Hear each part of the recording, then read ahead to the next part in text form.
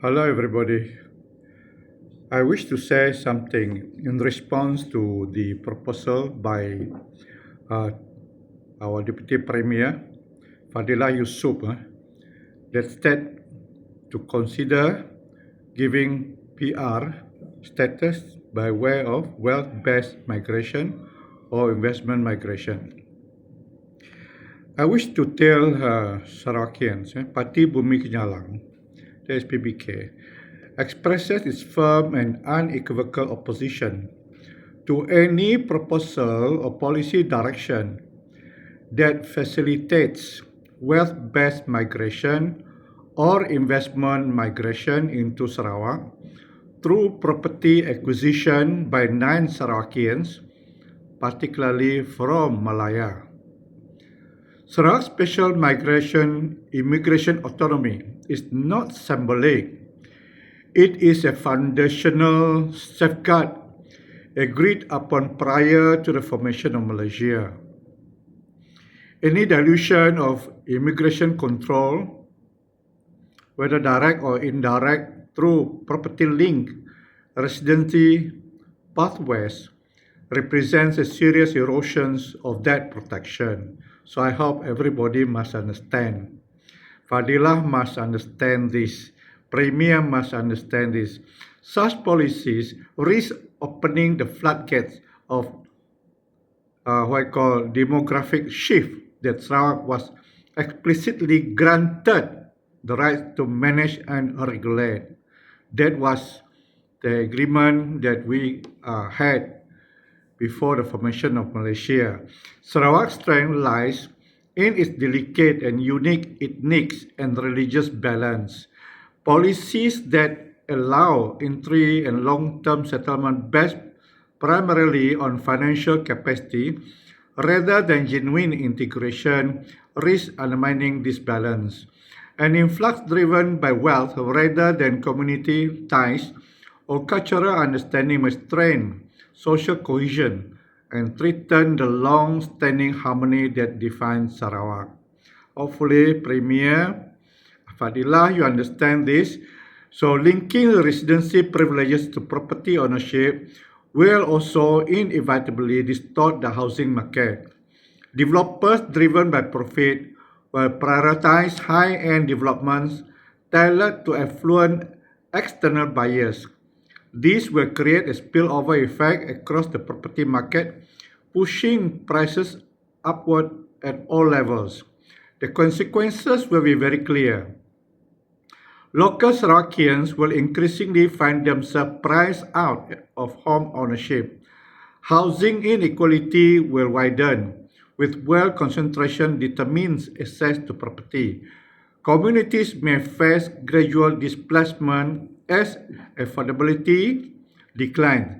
There is no theoretical, it has happened elsewhere in the world. Let us see lessons that we can learn. Okay? Cities such as Vancouver and London have experienced several or severe housing crises fueled in part by property-driven migration and foreign investment, skyrocketing prices, speculative ownership, and the hollowing out of local communities as well as documented outcomes. Countries like Portugal and Greece, once proponent of golden visa scheme, tied to property investment have been forced to scale down or scale back or terminate such program after witnessing escalating housing costs, local displacement and growing public backlash against inequality. Sarawak must not repeat the mistake done or took place in foreign countries. Also, it can cause economic distortion, not development. While proponents argue that such policies attract investment, the reality is more complex.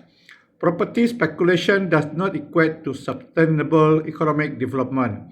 It inflates asset prices without necessarily creating meaningful employment, innovation, or long-term value for local communities. An economy overtly reliant on property inflows risks becoming unbalanced, prioritizing short-term gains over equitable growth. There will be erosion of local political voice. Unchecked migration tied to wealth accumulation carries long-term political implications. A demographic shift driven by non-local economic actors may dilute the political voice of Sarawak, weakening local representation and undermining the principle of self-determination. Sarawak future must be shaped by Sarawak people, not by capital inflows. So residency is not for sale. Fadilah, please understand this. Premier, please understand this. Sarawak is not for sale. Permanent residency should never be commodified. It is not a commodity. It must be grounded in contribution, commitment, and integration into Sarawakian society, not the ability to purchase high-value assets.